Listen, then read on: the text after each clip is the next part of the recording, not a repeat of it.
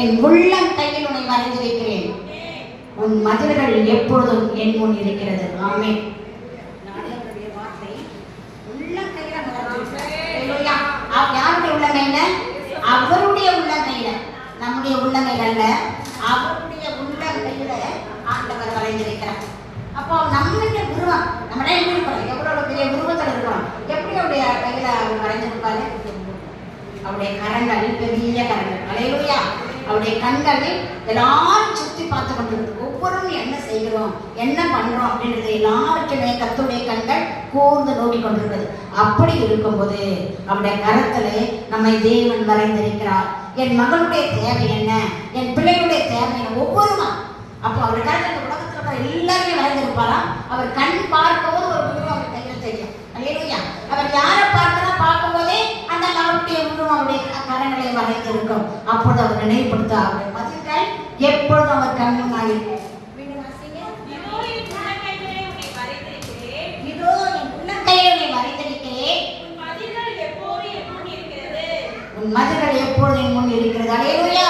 இந்த நாளிலும் கூட என்னுடைய வாழ்க்கையிலே எவையெல்லாம் நமக்கு சீர்கட்டு போயிருக்கிறதோ, எவையெல்லாம் நமக்கு விலகி போயிருக்கிறதோ, எதற்காக தேவ சமூகத்தில் பாரத்தோடு ஜெபிக்கிறோமோ, எல்லா காரியத்தையும் கர்த்தர் கண்ணோக்கி பார்க்கபடியா, எல்லாத்தையும் நமக்கு கர்த்தர் பலனாய் கொடுக்கபடியா நம்மை தேவனுடைய கரங்களை வரைந்திருக்கிறார்.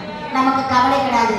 இனி நீங்க கண்ணீர் விடுவது, இனி நீ கண்ணீர் விடாது, கண்ணீர் தான் விடாது. ஆண்டவராகிய கிறிஸ்து என்ன பண்றாரு? அவருடைய உள்ளங்கையிலே வரைந்திருக்கிறார். சங்கீத புஸ்தகம் 5ஆம் அதிகாரம்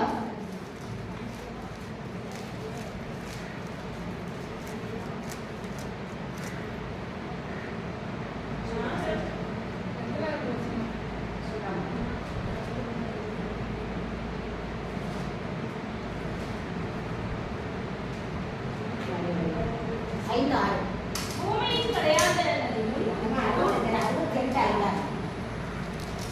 தம்முடைய பரிசுத்த வாசஸ்தலத்தில் இருக்கிற தேவன் திக்கற்ற பிள்ளைகளுக்காகவும் விதவைகளுக்கு நியாயம் விசாரிக்கிறவருமாய். ஆமென். தம்முடைய பரிசுத்த வாசஸ்தலத்தில் இருக்கிற தேவன் திக்கற்ற பிள்ளைகளுக்கு தகப்பனும் விதவைகளுக்கு நியாயம் விசாரிக்கிறவருமாய் இருக்கிறார். ஹalleluya. திக்கற்ற பிள்ளைகளுக்கு அவர் தகப்பனும் விதவைகளுக்கு நியாயம் விசாரிக்கிறவருமாய் இருக்கிறார். ஹalleluya. நான் திக்கற்றவள்,